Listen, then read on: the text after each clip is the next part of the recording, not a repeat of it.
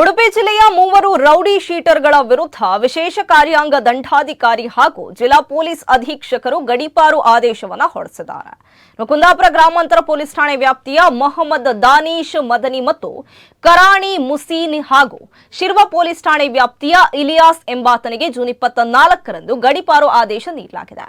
ಮೊಹಮ್ಮದ್ ದಾನೀಶ್ ಮದನಿ ವಿರುದ್ಧ 8 ಪ್ರಕರಣಗಳು ದಾಖಲಾಗಿದ್ದು, ಕುಂದಾಪುರ ಗ್ರಾಮಾಂತರ ಠಾಣೆಯಲ್ಲಿ ರೌಡಿ ಹಾಳೆ ತೆರೆಯಲಾಗಿದೆ. ಇನ್ನು ಕರಾಣಿ ಮುಸೀನ್ ವಿರುದ್ಧ 7 ಪ್ರಕರಣಗಳು ದಾಖಲಾಗಿದ್ದು, ಅವರ ವಿರುದ್ಧವೂ ರೌಡಿ ಶೀಟರ್ ತೆರೆಯಲಾಗಿದೆ. ಇಲಿಯಾಸ್ ವಿರುದ್ಧ 15 ಪ್ರಕರಣಗಳು ದಾಖಲಾಗಿದ್ದು, ಶಿರ್ವ ಠಾಣೆಯಲ್ಲಿ ರೌಡಿ ಶೀಟರ್ ತೆರೆಯಲಾಗಿದೆ. ಈ ಮೂವರ ವಿರುದ್ಧ ಕೊಲೆ ಯತ್ನ, ಪೊಲೀಸ್ ಠಾಣೆಗೆ ಕಲ್ಲು ತೂರಾಟ, ಕನ್ನ ಕಳವು, ಚಿನ್ನ ಕಳವು, ಜಾನುವಾರು ಹತ್ಯೆ ಹಾಗೂ ರೌಡಿಸಂಗೆ ಸಂಬಂಧಿಸಿದ ಪ್ರಕರಣಗಳು ಸೇರಿದಂತೆ ಒಟ್ಟು 30 ಪ್ರಕರಣಗಳು ದಾಖಲಾಗಿವೆ ಎಂದು ಪೊಲೀಸರು ತಿಳಿಸಿದ್ದಾರೆ. ಗಡೀಪಾರು ಆದೇಶದಂತೆ ಮೊಹಮ್ಮದ್ ದಾನೀಶ್ ಮದನಿಯನ್ನ ಶಿವಮೊಗ್ಗ ಜಿಲ್ಲೆಯ ಶಿಕಾರಿಪುರ ನಗರ ಪೊಲೀಸ್ ಠಾಣೆ ವ್ಯಾಪ್ತಿಗೆ, ಕರಾಣಿ ಮುಸೀನ್ನನ್ನ ಬೀದರ್ ಜಿಲ್ಲೆಯ ಗಾಂಧಿಗಜ ಪೊಲೀಸ್ ಠಾಣೆಗೆ ಹಾಗೂ ಇಲಿಯಾಸ್ನನ್ನ ಉತ್ತರ ಕನ್ನಡ ಜಿಲ್ಲೆಯ ಕಾರವಾರ ನಗರ ಪೊಲೀಸ್ ಠಾಣೆ ವ್ಯಾಪ್ತಿಗೆ ಸ್ಥಳಾಂತರಿಸಲಾಗಿದೆ.